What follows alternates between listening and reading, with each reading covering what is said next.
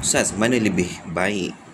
Doa lepas solat bersama imam hingga habis atau terus kita buat solat sunat tanpa doa bersama dengan imam? Baik, soalan yang sangat baik. Jawapannya ada dua keadaan, bergantung kepada keutamaan dan keadaan hati kita. Yang pertama, kekal bersama dengan imam dan jemaah berdoa selepas solat fardu.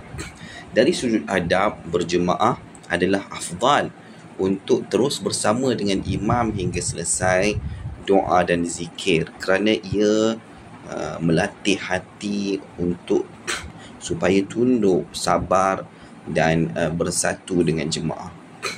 Doa berjemaah selepas solat sebenarnya tidak wajib, tapi termasuk dalam perkara yang harus dan baik, kerana doa adalah ibadah yang dituntut.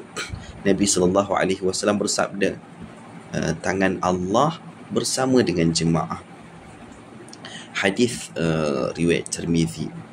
Yang keduanya, terus bangun solat sunat tanpa tunggu doa bersama dengan imam. Dari sudut kelebihan ibadah, solat sunat qabliyah, ba'diyah yang dikerjakan segera selepas fardu memang ada keutamaan. Contohnya solat sunat rawatib yang muakkad, seperti 2 rakaat selepas maghrib, 2 rakaat selepas isyak, 2 rakaat selepas zuhur, lebih baik dilakukan segera selepas solat fardu.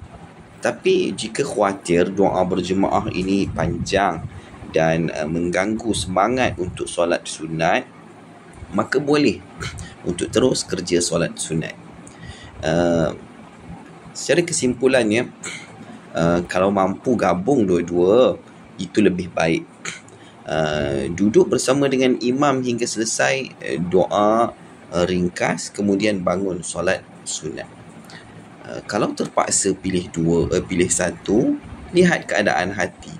Kalau rasa lebih tenang bersama dengan imam, duduklah bersama berdoa. Kalau risau tertinggal solat sunat, terus solat sunat, kerana doa boleh dibuat kemudian juga secara peribadi. Jadi kedua-duanya baik. Yang lebih utama adalah jaga hati kita ikhlas dan istiqamah.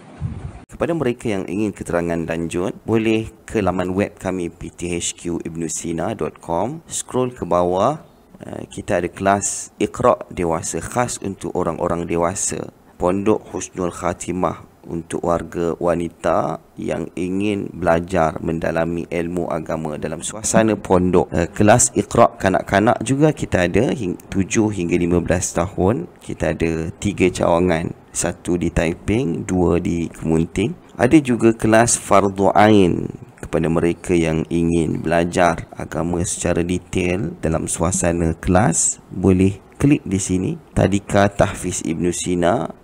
Juga ada penekanan seawal umur 4 tahun menghafal Al-Quran sepenuh ataupun sebahagian mengikut kesesuaian umur 4 hingga 6 tahun. Sekolah rendah Tahfiz Ibn Sina umur daripada 7 hingga 12 tahun. Kamp Tadabbur Al-Quran, cuti sekolah kita akan adakan program ini biasanya hujung tahun. Tuition Kafa yang kita jalankan setiap hari Selasa. Tahfiz separuh masa, adanya sekali dengan solat berjamaah maghrib dan juga isyak. Jika inginkan keterangan lanjut, boleh terus klik di sini melihat keterangan-keterangan yang ada di dalam web ini.